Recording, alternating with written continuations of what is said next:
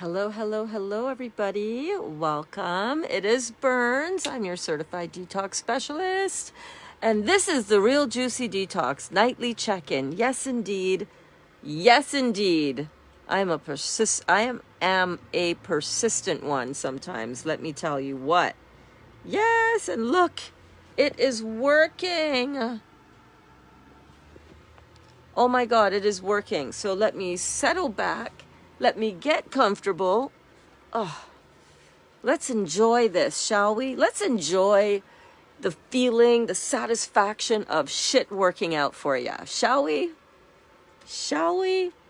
Yeah, it's weird. Unfortunately, I cannot pull your comments up on the screen. I'm right now. I'm like, wait, where do I can't do that on here because I'm going right through the native Facebook app. So this is totally fine. Fuck my life. Look at me. I'm literally trying to point to put your comments up, but I will read them out for you. Alana says, fuck my life. Perfect. Right? Stacy says, yay. Cindy in the house, all better. It's all better. It's all good in the hood. All right. Whoop, whoop, whoop. Exactly. Exactly. How you doing? You know what I'm saying? How you doing? Things are well over here. I got my juice. I got my delicious lover next to me. I got the live stream working. Oh yeah, baby.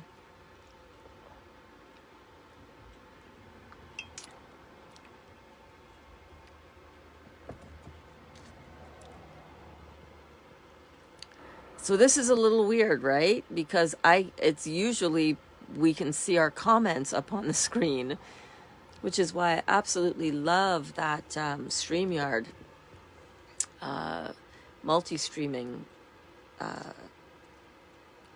It's not an app, program, service that I use. It's a service.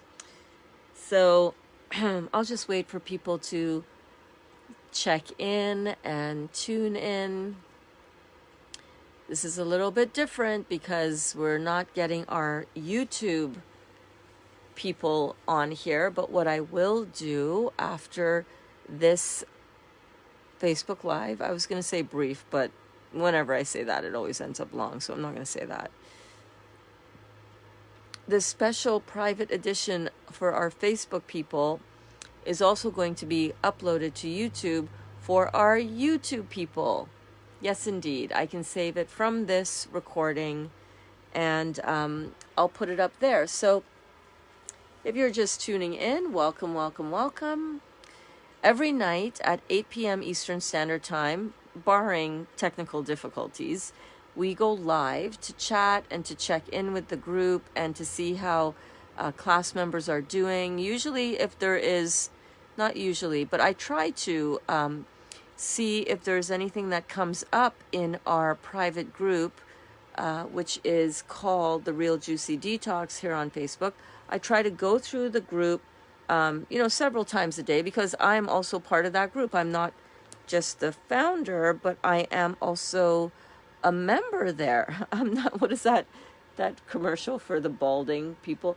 I'm not just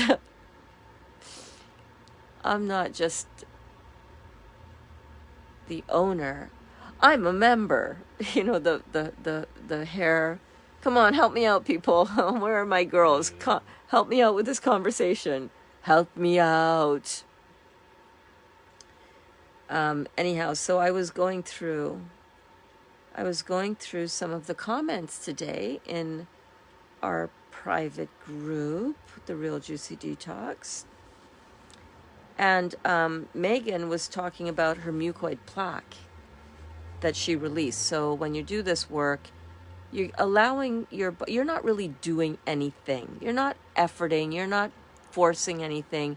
You're just keeping out all the acid-forming food, all of the food that when metabolized leaves behind an acid residue. For example, when we eat complex carbohydrates, and that complex saccharide chain molecularly has to get broken down so that they can be those complex saccharides that are together in a structured form, aka pasta, bread, candies, baked goods, cookies, all of that kind of stuff, right?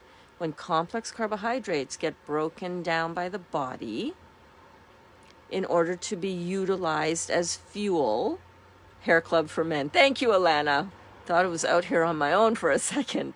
It's like the Hair Club for Men. I'm not just the owner, I'm a member, right? I'm not just the owner. Nobody owns anything. I just put a thing up on Facebook.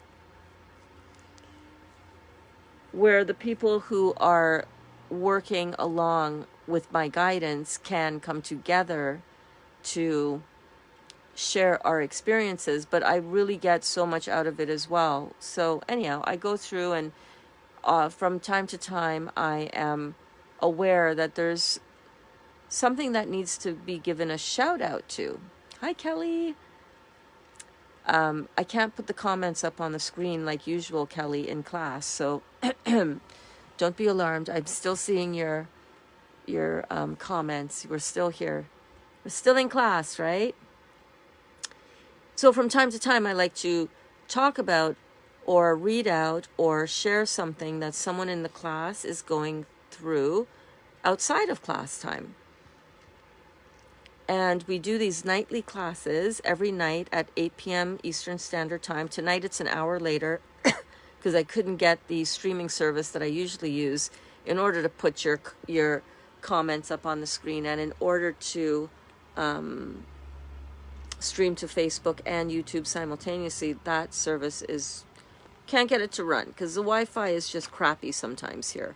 So anyhow, and every day at noon Eastern Standard Time we do a class, and sometimes lately it's been in the kitchen. Are you guys, what I wanted to know from you guys is maybe we can do a poll somehow in the group. Which of the classroom settings do you prefer? I'm just curious. I'm just curious of the kitchen experience is of great value to you, because if it is, I will keep doing them there. And not to say that I won't keep doing them there. Like, I just want to get a sense of how that is for you, because I'm enjoying it. But I think sometimes I'm starting to make this about me again, right? Oh, is this all right? Is what I am doing well received? And I know that's making it about me, and I shouldn't be making it about me. But I can't help wondering, like, is this really the best way? Should I go back to teaching class in Glenda? Should I go back? So just give me your feedback. I'm very happy to, I'm very open to feedback, right? I know some of you are not chewing food. We are all eating, right? Nobody here is on a water fast, not if I can help it. I really don't believe in doing the water fast route too much, especially since, a little bit is fine, but like a 40-day water fast and some crazy things that people are thinking of doing it, and the reasons why as well, right? If you want to do a water fast because you think that the juice fast is kicking your ass too much and you want to break from the fruits, your ass is gonna get kicked. That's a higher level that you're putting down the fruits to say, let me go and accelerate it even more, thinking that you are going to, if you can't handle right now a juice fast because it's too much, it's too intense for you, the detox, I am telling you a water fast is going to kick your ass harder.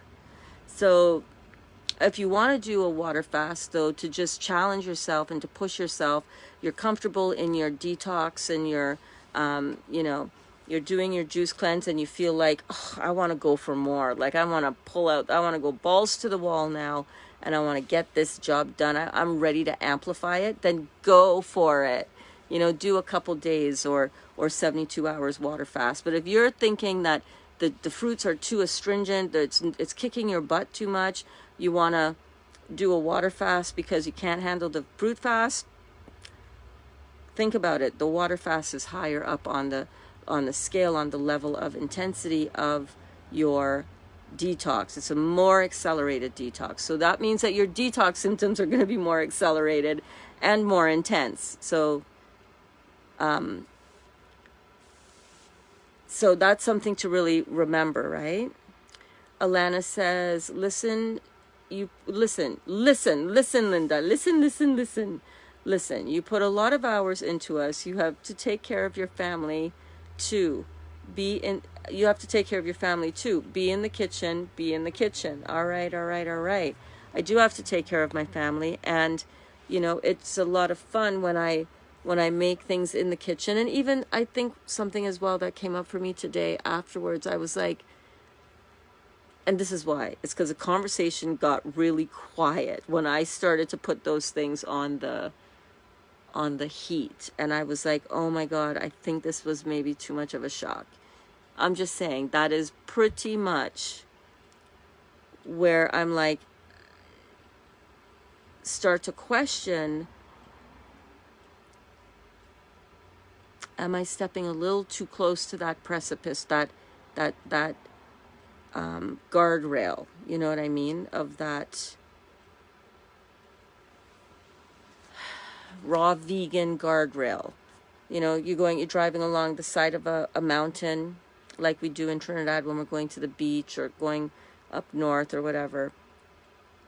And there's a precipice, right? The road is literally hugging the side of a mountain as it swirls and snakes up and up the mountain and then down the mountain. And on the side of the edge of the road, there's a guardrail, a little metal guardrail,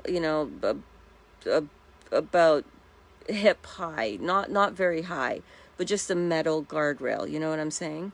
And that guardrail is not going to keep your car from going over the edge of that precipice. And the precipice down the side of the mountain is like, it's water down there. It's like the side of the mountain going around, and forested area as well. Is that guardrail going to keep your car from going over the edge of the road? No. But seeing that that's where the guardrail is, you have a sense of security of where the danger zone is. You know what I'm saying, right? And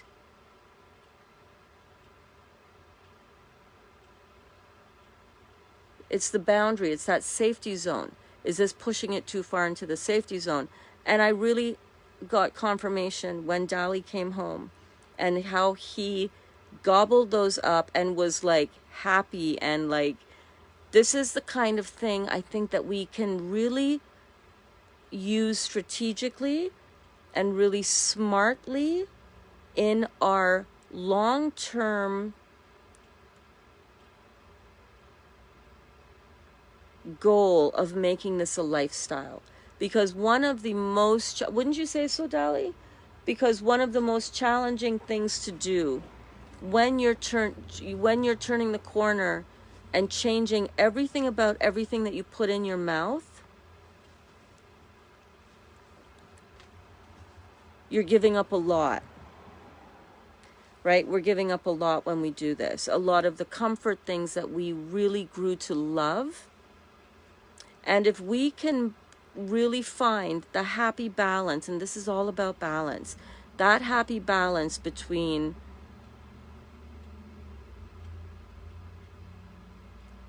what we put in our bellies to nourish us, balance that with putting in only the healthy options. You know what I mean?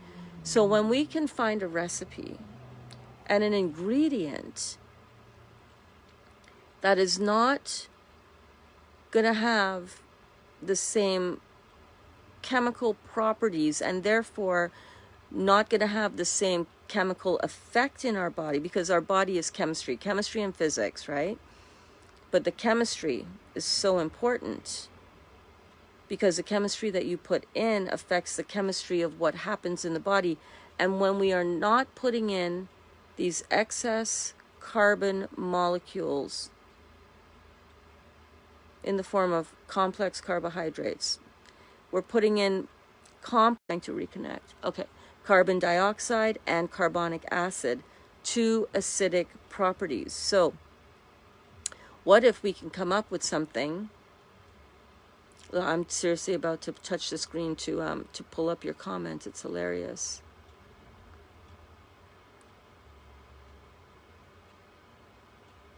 a second.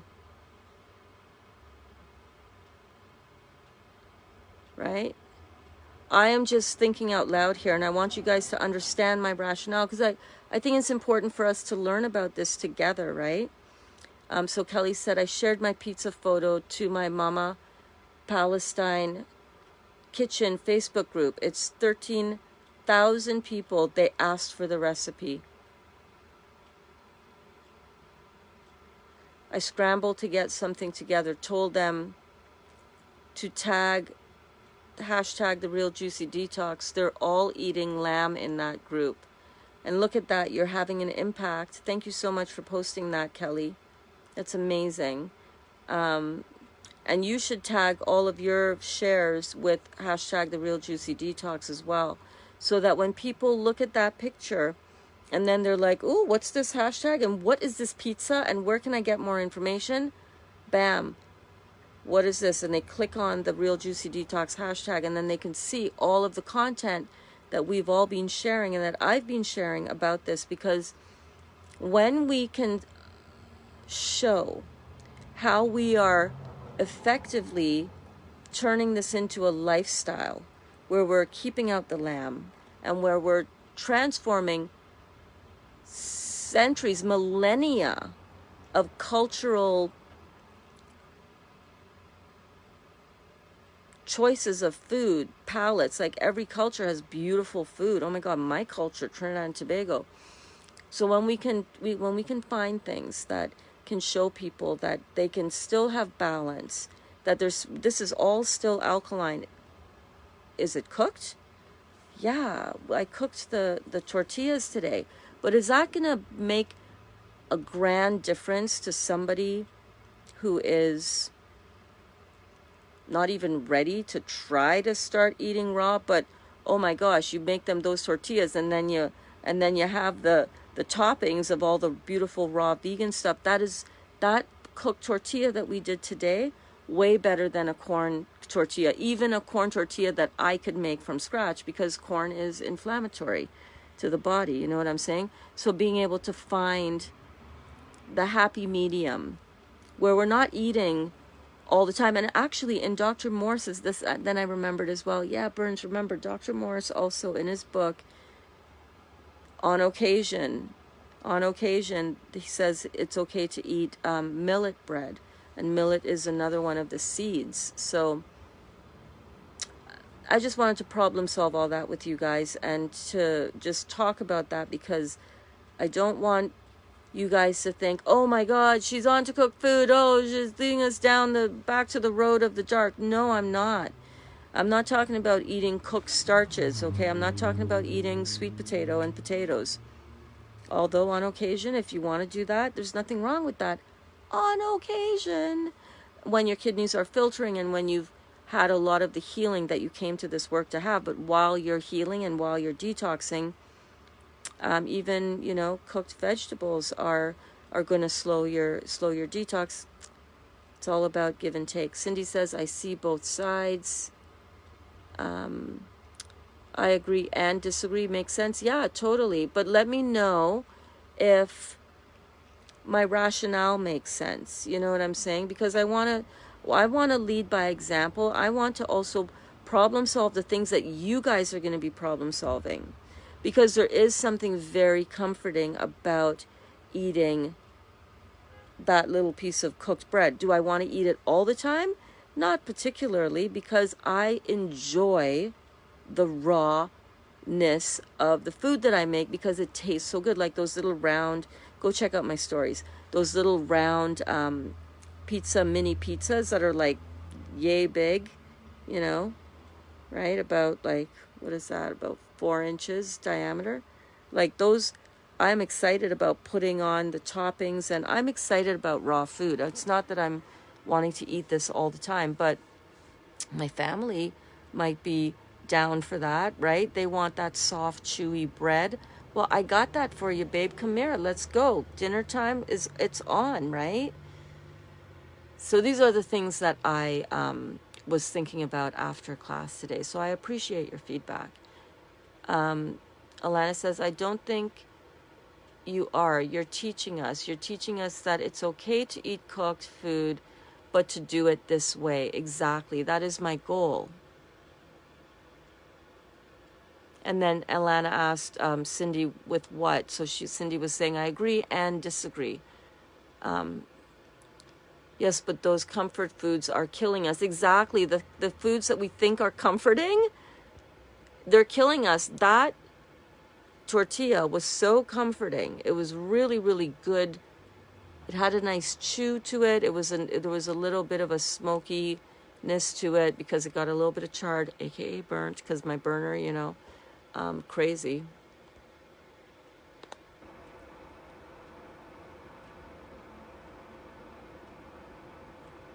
And then Alana said, Kelly, but you just made the pizza she taught us how to make. Yeah, it would be interesting just to, I also added the hashtag, the Real Juicy Detox. Kelly says, thank you so much, Kel. I then told them you are from Trinidad and you cook like the Palestinians. You cook like the Palestinians, not following an exact recipe. Oh God, yeah, it's a little of this, a little of that, a little of, there's a really, really staple recipe that's kind of, every culture has a rice pilaf type of dish that's unique to them, right? In Trinidad we have one and it's called pilau, and it's like a stewed chicken and rice and pigeon pea, all like pilaf. And every single time I make it, every single time I would make it, it would be slightly different. Always amazing, but always slightly different because I never make it with the exact measurements. Like a little bit of this is a little bit more the next time, or a little bit less. But I always cook like that, which I like it because you know what? I don't have to make the thing taste exactly the same every single time. That would be boring, actually. Whereas it's always so good, but just slightly, just little slight nuances, a little bit different here and there, but always tastes like my pilau. Like I'm never gonna make it taste like who made this pilau? It always tastes like my pilau, which is the name of the rice dish. Elaine says, I actually eat cooked as I follow the mucusless diet healing system. Exactly. And I believe, I could be wrong, but I do believe that the mucusless diet just do not include mucus forming food, correct? But that you could cook your food. So I prefer how my body feels on raw, primarily on raw. But every now and then, as long as the starting ingredients in my mind are alkaline, yes, I understand. Cooking does bond the chemistry to some extent when you eat cooked food. However, as long as you're not too health compromised, that should not be a huge challenge for your body. However, if your body is really acidic, right, and it is operating on complete mayhem right now, then I really do recommend strongly a primarily raw food protocol. And then maybe after you do that for 30 days or 21 days or 7 days, and then you have a little bit of cooked food. Or like for some of my clients, they have a cooked meal every evening for dinner, and it consists of some of this roti like we made today, but made with alkaline food, no more flour, but using sorghum, no more wheat flour, but using like the sorghum flour, which I did buy. So I am going to research some recipes to make that kind of flatbread tortilla. I'm also working with a family with Shay and Renee's kids. And, they're going to want the tortilla back in their life. And instead of having a corn tortilla, and instead of buying it outside the house where it's going to be packed on with a bunch of crap and chemicals, and who knows what. If I don't make it, I'm very skeptical. I'm like, what are you really putting in there? You know what I'm saying? So getting this type of thing for their family so that they can enjoy some of the same flavors and things. What the kids wrote down of what they love to eat, it was, you know, tortilla, a lot of Tex-Mex food. They live in Silicon Valley in California, so they have. That's what's. I mean, that's what I would be wanting to eat, right? So we make these beautiful cooked corn, not corn, buckwheat tortillas today, and into that, now we can pile that high with some beautiful raw vegan fillings, which I do want to make for you guys. I think that's what I'm going to do for tomorrow. I'm going to make a Tex-Mex situation. You can either have it on a pizza format, right, on the raw vegan pizza crust, or you can have it inside of the cooked tortillas that we did today. So you can choose. You decide what you want to do. You decide, do I want to be all raw? And if you do, amazing. Do I want to do, 80% juicing, 20% cooked food, and in that 20%, a little bit of that being cooked? You can do that too. There's nothing wrong with that. Just make sure that what you are cooking is not acid forming food to begin with. No meat, no chicken, no pork, no beef, no game, no organic, farm raised, grass fed, slept in my bed kind of meat. It's treated so well. You lays down in a feather bed. No, I don't care. That's all bad for you. And we need to wrap our brains back around the reality of that, right? I'm not talking about cooked food like that. I'm not talking about food that has been boiled and stewed to all get out so that the life force of the food is so badly cooked out of it either. I'm talking about lightly steamed. I'm talking about lightly seared on both sides kind of thing. And no, I'm not talking about lightly seared meat. Stop it. Stop it. Stop it. So yeah. Hey, Cheryl. Good to see you here, babe. Elaine says some veggies, according to that system, are less obstructive. Cooked squash, sweet potato.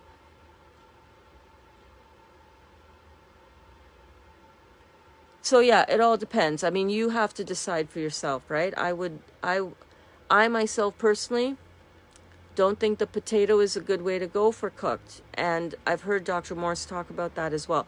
Every now and then you want a baked potato? Sure. But on a regular basis, I don't know. But I'm open to learning, you know?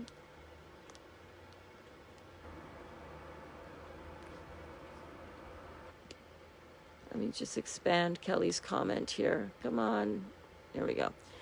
Kelly said, Alana, yes, I'm all about changing my diet for sure. I'm just saying, if I cook something, I'm cooking something traditional.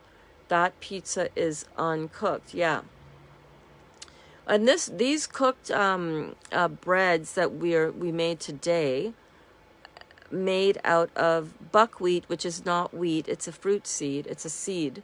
This is a really good, I would think that this would pair beautifully with the rest of your Palestinian palette, because it has that same like soft roti, pita. Every culture has some form of flatbread, right? Whether it's roti or pita or naan or you name it. We all have that. So instead of frying it like we do in Trinidad for doubles, you know, there's different ways that we can tweak this and make this into something that we can truly look at as having some longevity in our life, right? I want to be eating this way till I die at 110 years old. You know what I'm saying? I want to be able to enjoy my food. I want to be able to know that if I so feel like having pancakes one morning on a Sunday morning, that I can do that by using the buckwheat seed. How cool is that? That's pretty cool, because that is the kind of thing that kids will be able to better use this to assimilate this kind of lifestyle and this type of healthier approach. Instead of feeding your kids pancakes and eggs, feed them some buckwheat pancakes. Leave out the eggs. We can do this, you guys. I'm pretty confident that we're catching on. We're catching on. Elaine says, eventually I would love to be all raw, and then I would not eat starchy vegetables. Well, I think you should start leaving out the starchy vegetables. I think if you want to eat something cooked, I say I would go for something that is not starchy vegetables. You can do a beautiful mushroom type of soup, roasted vegetable spreads, all of that kind of stuff, you know. You're making it tomorrow? Cheryl says, I am making it tomorrow. Awesome. So it is, if you look at the video from today, we use the same buckwheat recipe, and it's in the description of the video. Oh, thanks for the love, babe. It's in the description of the video of today's class at noon, right? We use that. I made it into a loaf. You could have added bananas. I know I got some people that Cynthia, she loves the banana bread, right? Swap out the flour, Cynthia, in your banana bread for the buckwheat flakes. Girl, I'm telling you. And then reduce a little bit the fat, because you really shouldn't be needing that much fat in banana bread. If you do use butter, you know, maybe use coconut oil instead. And then I think we might be making some banana bread soon. I actually bought bananas today. And then sweeten it with the agave or the honey. I think there are a lot of things that we can look at, just switching one or two ingredients, and then it's not going to be as a negative impact in your body, right? This is very, very important, because those complex carbohydrates that we are eating in the form of flour, oatmeal, rice flour, all of the flours, all of the grains that are ground into flour. When you process that in your body, you're doing your body a great disservice. So this is a way to experiment and explore the ingredients that we can safely use, instead of what we've been conditioned to believe. That's all you the amount of flour I used to buy. Oh my God, buy the huge 20-pound bag. Crazy. We can look at other things to do, right? We can look at other things to do with this. You know that dish? Awesome. It can be a slippery slope, but if we know the boundary, that same guardrail at the side as you're driving along the side of the mountain, right? And the guardrail that's keeping you from going over the edge, you know? It's not the guardrail that's keeping you from going over the edge. It's the knowing where the edge is. The clearly defined edge of where is acid and where is alkaline. What should you, if you want to have some cooked food in your protocol, what should that be? What's the best alternative for that as the star and starting and as all of the ingredients? So you don't want to be cooking with acid food in the first place. You want to be cooking with food that is truly alkaline. And in the baking world and in the bread world, this buckwheat flour, I know some of you are probably, when this gets posted to like a larger audience and people start really looking at it, they'll be rolling their eyes. They'll be going like, oh my God, has she been living under a rock? Yes, I have. Yes, I absolutely have been living under a rock. Thank you so much for acknowledging that. But that's okay. We're all learning wherever we're learning. And I'm so excited to be sharing this with you guys live, kind of the unfolding of it, right? It's fun. Totally fun. Hey, Lisa.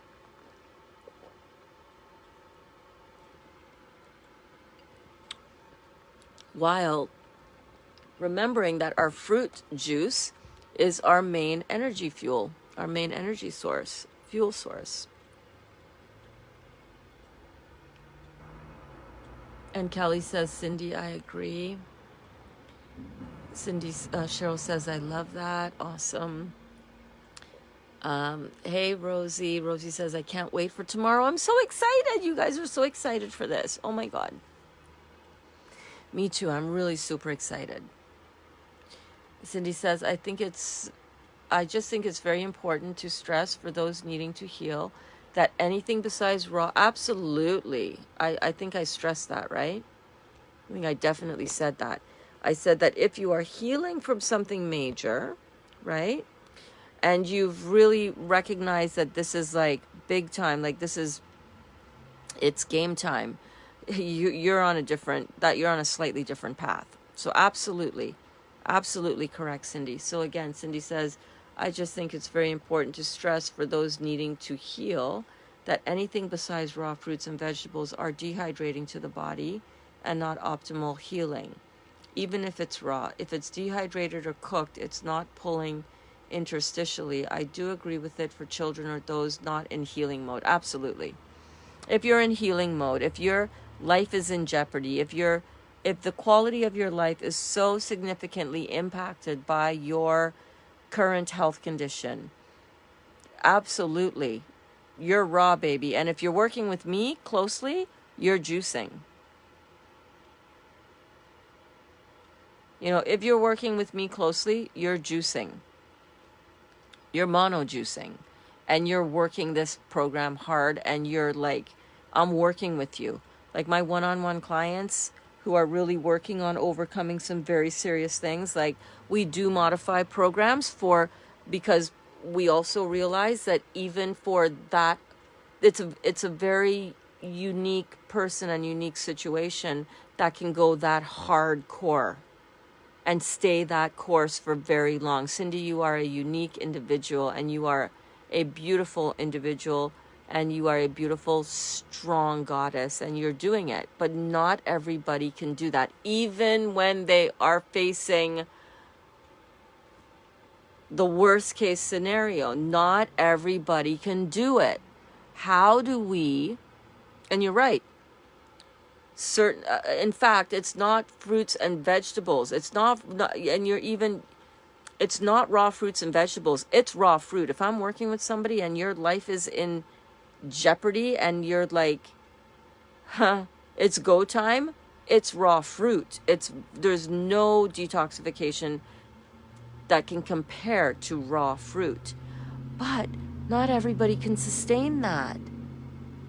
And you have to look at your healing journey as going to be taking 2 years, 3 years, realistically, to really pull everything out that you've put there for 3 decades, 4 decades, 5 decades. This is like, you're in it for the long haul. Just does not mean for the 30 or 40 or 100 days of doing a juice fast. The long haul means for the rest of your life. You're hauling ass, right? You're hauling ass, baby. You're hauling ass. It's not just for the short term. Thanks for the love, honey. This is a situation where if you go into this too extreme, even if you're in healing mode, with the exception of a few people, even with Olga, with her tumors coming out through her breast, there's only so much hardcore juicing you can do. Yeah, are there people? There is one chick in one of the groups, right? Juicing, she's 365 days now, or more, maybe, strictly only juicing. And it's like, I tip my hat to you, babe. You are on another level. I'm not on that level. I'm not on that level, and I'm okay with that. And I want you guys to be okay with owning that as well, right? Ideal scenario, we wouldn't have to be going through all this rigmarole to heal our bodies. We would be in relatively good health. Absolutely. So we're looking at this, I am looking at this from a sustainability point of view, because I've also heard that from a lot of people, right? I've also heard that from a lot of people. Well, I tried that for a while, but it wasn't sustainable, because it's not. All raw, to me, Very, very difficult to sustain that. Most ideal? Fuck yeah, sure, absolutely. I would love to be all raw vegan. The reality is my family aren't on my path. They're on their path. And for them, you see the kids up in here all the time, kids, the young adults, they're on a different path. If we do not have a wide enough margin of what is within the safety zone, that precipice boundary, safely marked, we're going to lose people. I'm going to lose you. You're going to be like, this is great, Burns, but you're on another level and I can't handle that. My family can't handle that. That's unsustainable. I don't want to lose anybody. I want you guys to be here and to learn that as a lifestyle, what is it going to take? I'm never going to go back to eating rice. If I start talking about eating rice, you guys can straight up hit me upside the head. If you ever see me starting to talk about eating meat, straight up, that's a slippery slope. This is where we have to understand balance, because we want to be able to do this as a sustainable lifestyle change. How do we do that? How do we make that happen? So Alana, instead of making your dear delicious lover, the big plates of pasta and chicken and all the cream sauces, what can we do in place of that can be better sustainable as something that we can slowly start introducing to our loved ones, with the raw toppings kind of thing. You understand what I'm saying? Kelly says, I've been cooking lentil soup for hours. I'm not eating that. My husband will eat when he comes in from the pickleball. Okay. Well, any kind of lentil or bean or pea that you have to cook for hours, zero amplitude of energy left in that. Can we agree on that? Zero amplitude of energy left coming to you. The amount of kilojoules, the amount of energy that you have to expend in order to digest it is very high. And there's a whole bunch of different chemical processes that go on in the body. And I challenge you guys, I wanna throw down the gauntlet and challenge you guys to start making better choices for the foods that you are agreeing to prepare for your family.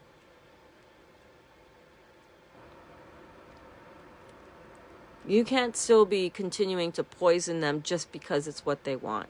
Hey babe, if you want to eat that lentil stew, you better get cooking, because I'm not making that shit anymore. I'm not cooking any meat for anybody. Well, thank God he decided early on to come on this journey with me. But the kids, if I were to go in the house right now and say, hey, who wants bacon and eggs? They'd all be down at the kitchen. First of all, they'd be looking at me like I had 3 heads, but then they'd be eating the bacon and eggs. I'm not going to do that, because I believe that's poison. And I just want to encourage everybody to start really internalizing what you're doing, what you are doing to your families when you're cooking this way. And to look at different alternatives, different ingredients that could be used, different things that you can put in place, and start learning how to stand up for what you know to be the right way to do something. Shake it up a little bit. That's just me though, because I'm a kind of balls to the wall kind of girl in some regards, and that sounded really weird, but you know what I mean. Stacy says, I say I'm living until I'm 110 also. Excellent. Hey Kelly, I've given up gluten a while back, not because I don't like it. It's not good for me and it makes me sick. I know, right? I love gluten. I love all the pastries. I love all of that. Well, I used to anyhow until not that long ago. Now when I look at it though, I don't look at stuff like that and say, oh my God, now I can walk right through the pastry department. You saw me today on the stories.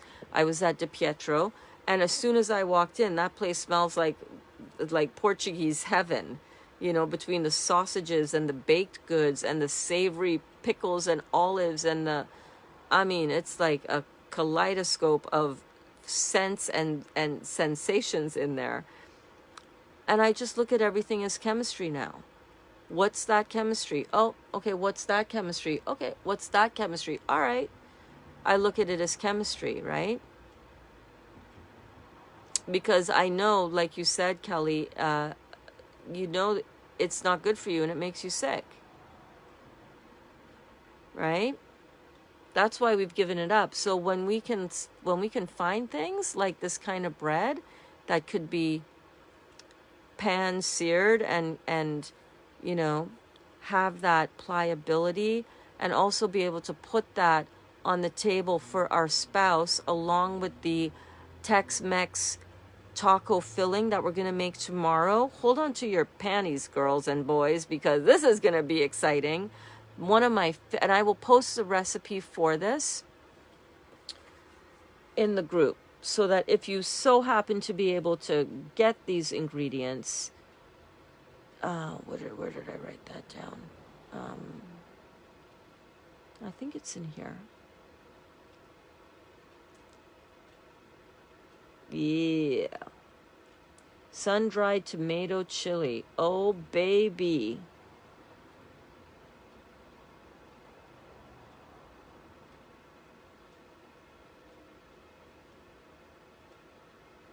That's the one. It's got a chunky tomato and corn base, which was my original recipe. I'm not really using corn anymore, but if you want to, that's fine. I think I am going to make it with peppers. I'm going to change this up to be chunky tomato and pepper base.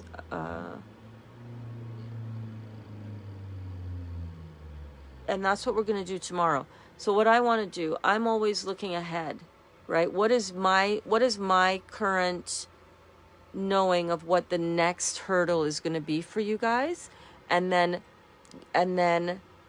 anticipating ahead of time what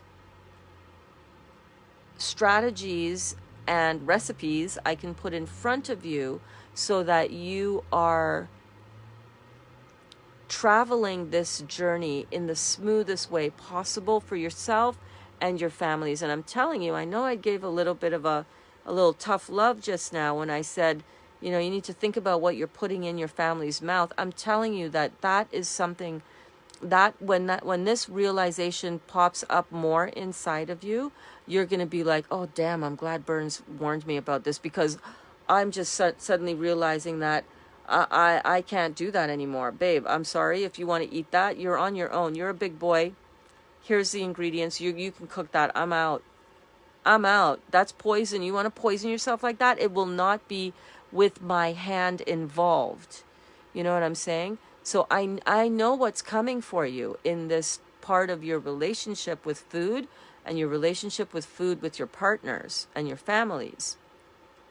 Because now that you know what you know, and you just keep on, oh, but they want it, and he really likes it, it's his favorite, or, oh, she really wants that because, it's Thai food, all that kind of stuff, when you're complicit in that, you're complicit in that, you're complicit in that poisoning and physical destruction of your family's health. Wake up. We need to wake up. Don't just be going along with it because they want it. Wake up and stand up for what you believe in, and realize that you're going to be fine. Yeah, they might bitch and scream a bit because, they're used to you doing what you want, but stop it.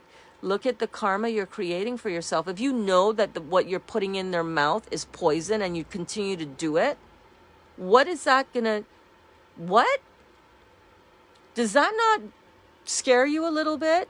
Oh, wait a minute. I'm just like, well, it's my job. It's my job. I've got to cook the food. Well, then cook something else. Well, but that's what they like. I don't care if that's what they like. That's what you're poisoning them with. You cannot continue to do things like that and not realize that there's going to be some karmic debt that you are going to have to answer for. If not in this lifetime, in a future one. I'm just saying, guys, we can work out a lot of this karmic debt that we have brought with us and that we have inherently done. Just because you didn't know it was crap doesn't mean, oh, I'm getting hot now. Just because you didn't know at the time, that what you were serving up was such poison for your family, didn't mean that you didn't incur the karmic debt for serving that to your family. But now that you know, and you're still continuing to serve it up for your family, okay. All right, have fun with that one. Yeah, I'm trying to save you guys from a lot of pain. Not just the physical pain, but like the pain of realizing that once you know this stuff, you can't unknow it. I'm sorry, I should have kind of prefaced that. Once you know what you're about to learn, you cannot unlearn it. Cheryl says, thank you, love. Where did you buy your presser? What presser? Oh, the tortilla presser. I got it at DiPietro's. I got it at the Italian grocery store. Oh, I realized I was holding that really close before. I hope that wasn't like, I get intense. I'm sorry, not sorry. So my tortilla presser, I got it at DiPietro's, but it is on Amazon.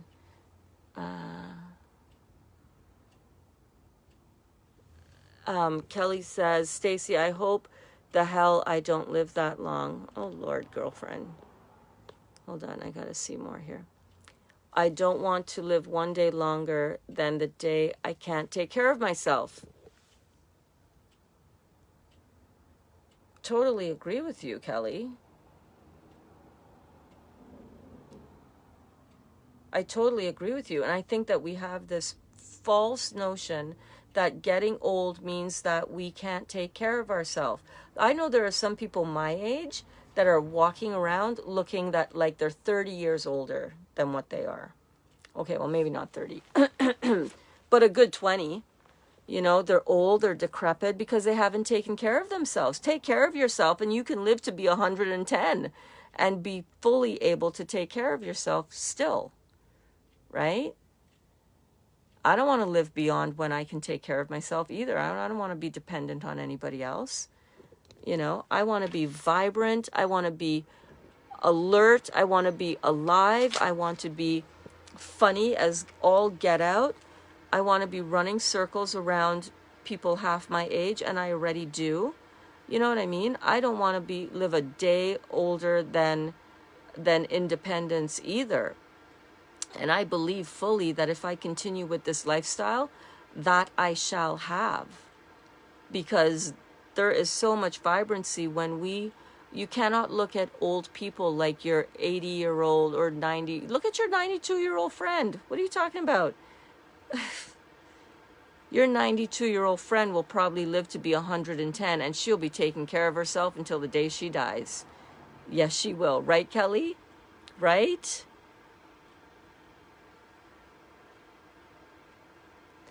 And Cindy was just replying to her own comment where you said, I think it's just very important to stress that, the need to heal anything, but if you have something to heal in your body, that anything besides raw fruit and vegetables are dehydrating for the body. Yeah, well, I guess you're right. No, you are right. Absolutely. Right? The most hydrating food for your body, fruit juices, fruits, melons, and berries, baby.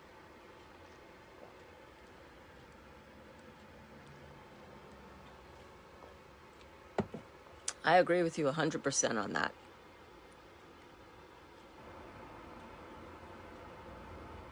Stacy says, I'm going to be taking care of myself for that long. Yeah, we're on the same train.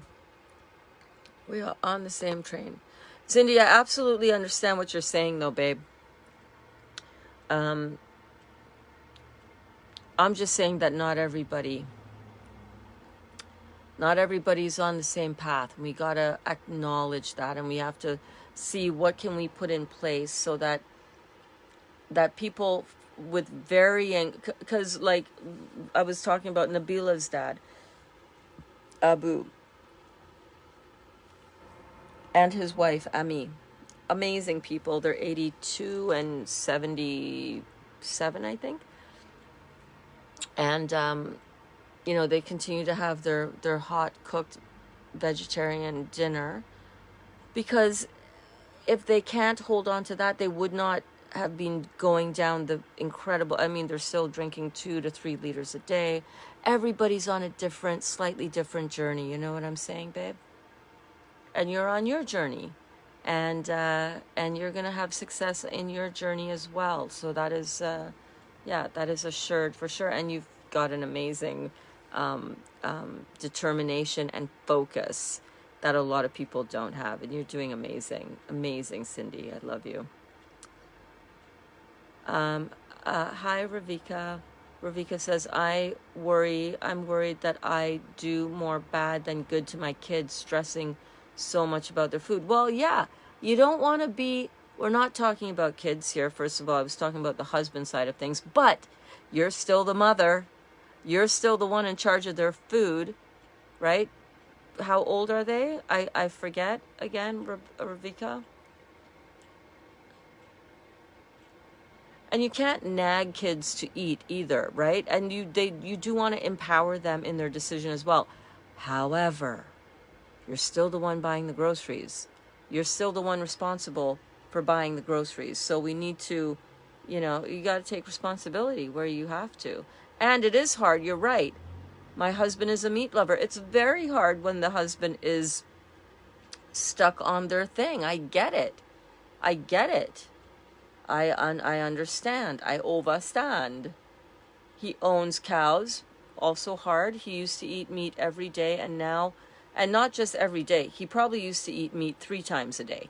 You know, bacon for breakfast, some sausage or whatever in the sandwich for lunch, and then meat on the table for dinner.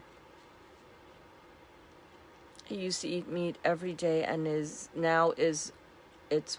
once a week. But it is difficult to stop my kids. They eat raw all week, but once a week they want their dad's meat. All right, well, you know, you're doing great. If you're talking about once a week, that's not bad. That's not bad. It's not great to be putting flesh into their bodies, and you know, this is an opportunity to help your husband understand what is going to be better for your family. But I understand that there are husbands out there who are like very traditional and are very, you know, I get it. People are going to be reluctant to give up their addiction to what is killing them. I understand. But I wouldn't have any hand in cooking it. You guys want to eat meat? Have at it. Let me know when that's going to happen. I'll make myself scarce. Or you guys go ahead. You prepare it. Right? That's what I would do. But that's me. I'm not saying that has to be your way either. That's a more hardcore line in the sand. But I don't care. I don't care. I'm done with creating negative karma like that. Yeah, Kelly was responding to her own comment about her husband. I've been cooking. Remember when Kelly said, I've been cooking lentil soup for hours. I'm not eating that. My husband will eat it when he comes in from the pickleball. And then Kelly said, then he will take Tylenol before bed for inflammation. Well, of course he will, right? Not only what else was he eating all day, but then he comes home and he eats that. You're contributing to that though, Kel. You got to look at that. I know that this could rock the boat, but you have to understand going in what is your karmic responsibility, knowing that what you know, knowing the truth behind what you're putting in to your husband. Like, you just got to own that. And if you're okay with taking on that karmic responsibility, then fine. But if you're not, you're going to need to say something like, I'm not cooking poison for you anymore. Look at, you're just inflamed. You're just inflamed. You know, you're inflamed and taking Tylenol. Like, I'm contributing to that? Like, what? Cheryl says, hallelujah. Bam. And Kelly says, I agree 100%. And Cindy said to Kelly's response about the lentil soup, she said, eek. Cindy said, I agree. Kelly said, oh, yes, I can. I don't want him in the kitchen. You don't want him in the kitchen? Kelly, you're hilarious. You're hilarious. Hey, Robin, how's it going? Rutabaga or jicama? Rutabaga or jicama? Jicama. Jicama every time. She is stronger than me now. God bless her. She is stronger than you. Did you get the interview of your friend? She's Kelly's talking about her girlfriend, 92 years old. Went to spend some time with her last week. Did you get a video? Did you do a video interview for me in the class? You guys we're having an awesome class. I'm loving this chat. Ravika says it's pretty difficult. Then you might end up fighting or without your husband if you stop cooking their food. Is it really worth it? I don't know. I don't know. I don't know. That's for you to decide. You might end up fighting with them. They might not be down with you being suddenly refusing to give them what they're addicted to. I don't know.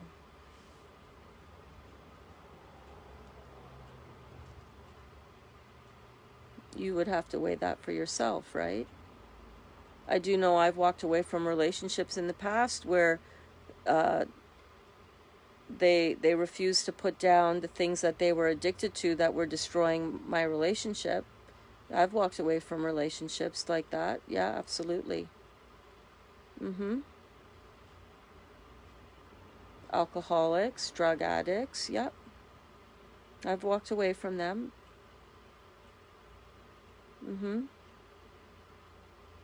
They couldn't give up the things that they were addicted to that were killing them, and I couldn't stand by and watch them continue to kill themselves. It was too hard on me emotionally.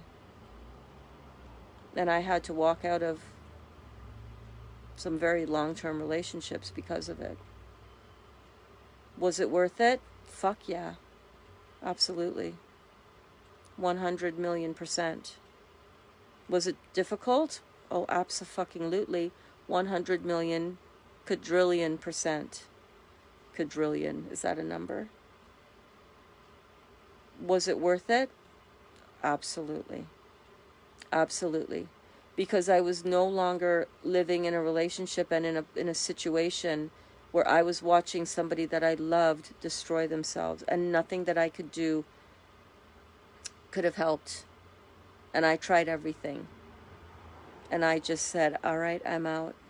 I can't do this anymore. Can't stand by and watch you destroy yourself. I'm sorry. I love you. I love myself more.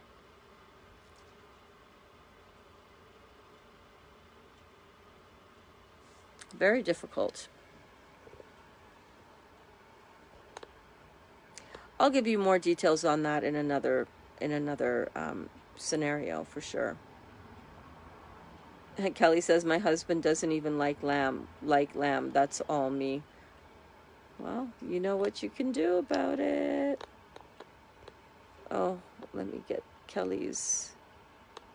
Come on. Okay, there we go. Kelly said, maybe I should buy a good life insurance for him.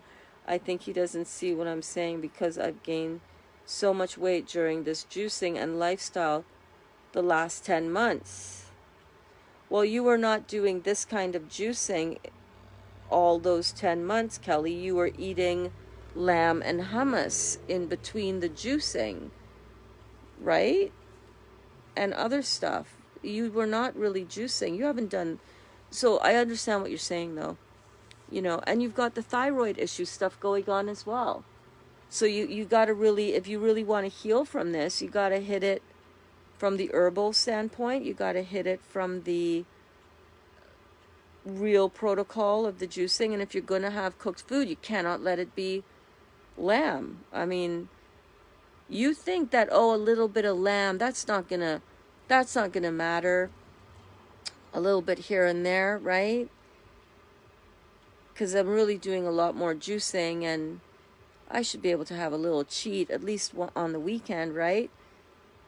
You're still putting acid into your body. Your body is still gonna inflame itself because it's acidic. You know, this is like, and this is where Cindy's point comes in, right? You can't be kind of sort of doing the raw, kind of now and then kind of thing. You got to go all raw. I'm just saying, if you're going to have other food, make it all alkaline so that you give yourself a leg up. All right, Alana, see you. Alana says, I need to go. Robin says, it can be hard living with a partner who isn't on board with this lifestyle. We can lead a horse to water. Yeah, no kidding. But can't make them drink. Absolutely. But you can stop putting the poison in his water. You can stop putting the poison in the horse's water.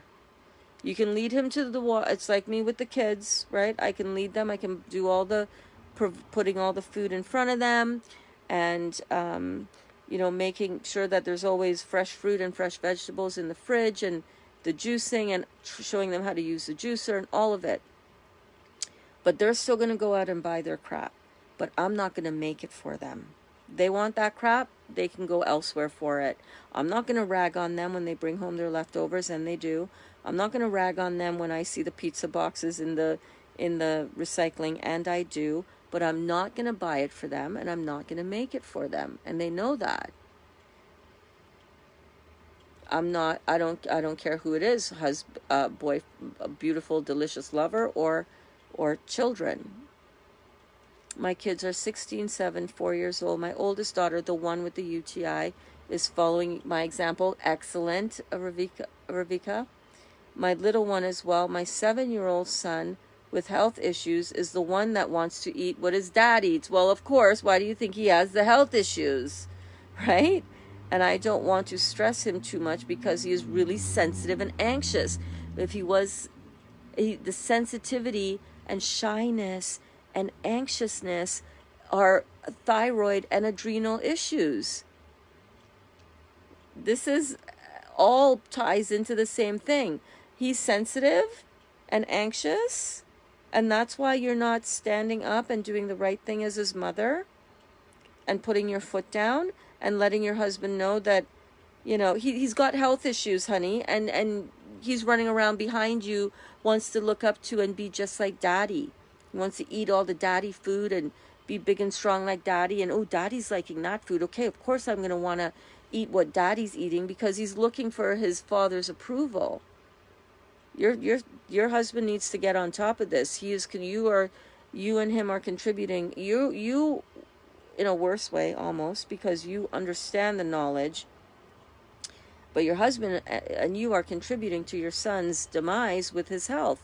7 years old, you should be the one calling the shots, not the 7-year-old kid. I'm just saying, now that you know what you know, I'm not saying I haven't made horrible decisions and choices where my children are concerned, but now that I know what I know, I'm not putting up for them what they want just because they're addicted to that shit. No. That would be like me buying heroin for my daughter if she was a heroin addict. She's not. But I'm just saying, you know what I mean? It's like, just because she's sensitive, she's going to get upset. So I'm going to continue giving her drug. Like, come on, man. We need to wake up. These children are in our care.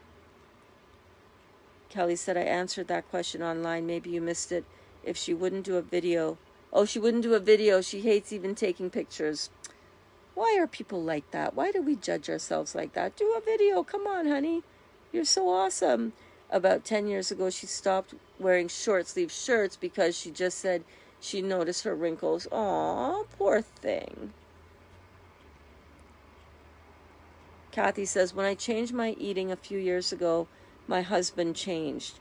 Slowly, he went back to a standard American diet.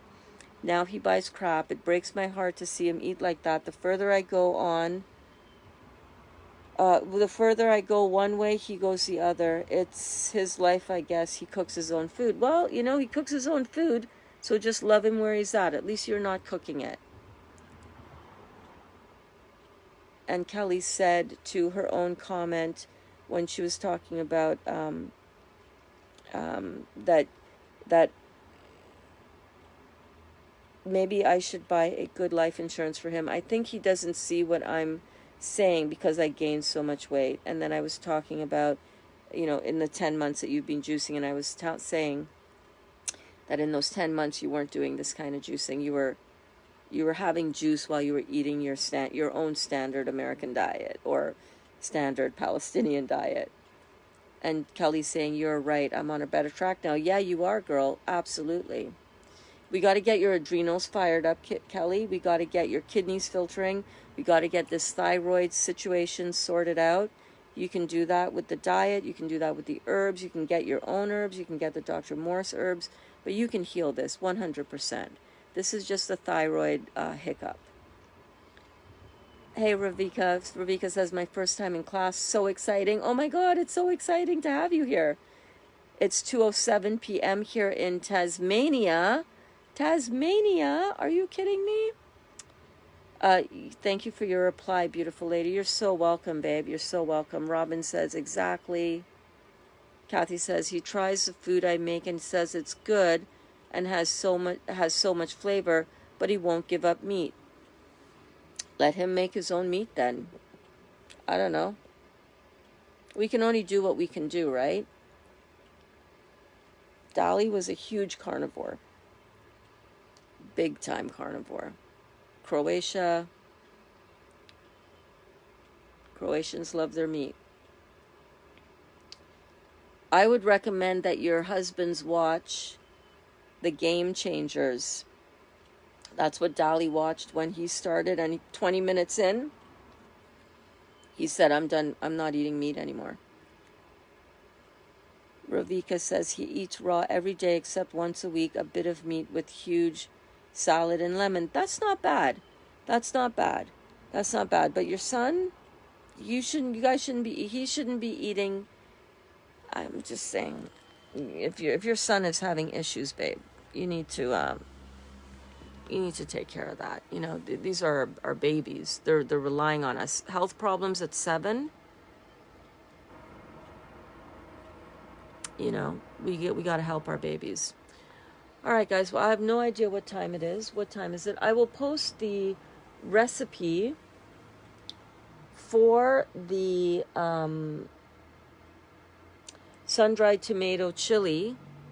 I'll post that recipe card in the Facebook group, The Real Juicy Detox, shortly. I have it all written up here.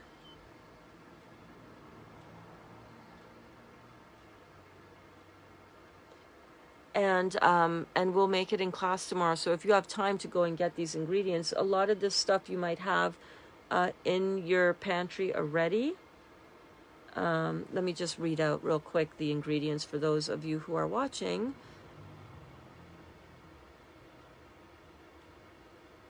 So we have tomatoes. And I had here 2 cups of fresh corn kernels. You can feel free to use corn if you want. I'm not using corn. I'm going to use sweet peppers chopped up. And we're going to also, so more tomatoes. So I would say about 5 cups of tomatoes. Red bell pepper, jalapeno, onion, celery, medjool dates, garlic, clove, pumpkin seeds, 1 cup of soaked sun-dried tomatoes, and then spices, cumin, smoked paprika, chipotle powder, chili powder, some tahini, and a 1/4 cup of pure maple syrup or any other sweetener that you have. And with that, that's what we're going to do with those ingredients. We're going to make a beautiful kind of Tex-Mex raw vegan sort of. Oh, and also you can also get some organic chestnuts. If you can get those organic chestnuts, that would be good. But you don't have to. The organic roasted chestnuts. Excuse me. Well, we got into it there for a little bit. It's 10:16. We've been on for our evening class for an hour and 16 minutes, which is great. Ravika says he eats raw every day except once a week, a bit of meat with a huge salad and lemon. That's not so bad. It's going to be delicious, and it's going to be great.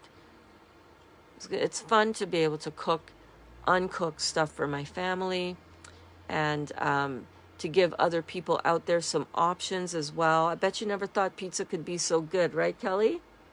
Right? And those beautiful Palestinian families that are all going to be experimenting with different foods. Doesn't mean that, it's hard to give up our cultural favorites, but we can also transform some of those cultural flavors that we love into some beautiful raw vegan food that is healthy.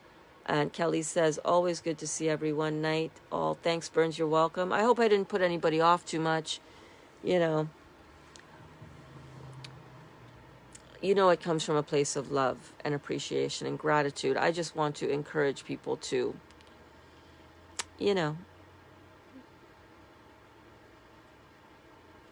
think about what they're putting in their families' mouths, because it's important. It is. We can't just continue to be half asleep at this wheel, right? I love you all. I love you all so much. And I'll see you tomorrow, okay? Okay? Are we good? Good. I know we're good. Mwah. Mwah. Mwah. Good night. A little bit of tough love sometimes. It's always coming from a place of love.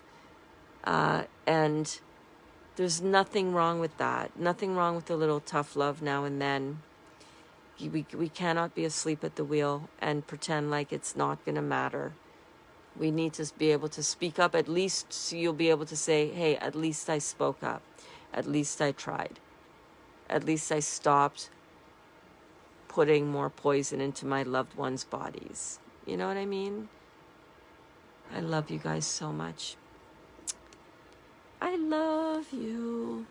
My hand is freezing cold, and I'm going to go have a beautiful hot shower with my delicious lover, and then we're going to go to bed, and I will see you all tomorrow for Bouncing with Burns. I love you. Mwah.